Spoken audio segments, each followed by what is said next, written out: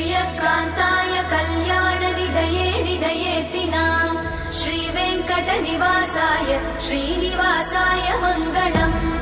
लक्ष्मी सविभ्रमालोक सुभ्रूविभ्रमचक्षुषे चक्षुषे सर्वलोकानां वेङ्कटेशाय मङ्गलम् श्रीवेङ्कटाद्रिशृङ्गाग्रमङ्गलाभरणाङ्गये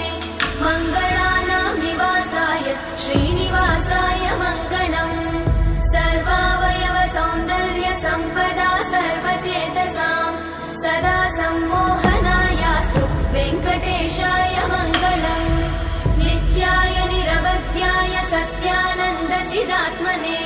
सर्वान्तरात्मने श्रीमद् वेङ्कटेशाय मङ्गलम् स्वतः सर्वविदे सर्वशक्तये सर्वशेषिने सुलभाय सुशीलाय वेङ्कटेशाय मङ्गलम्।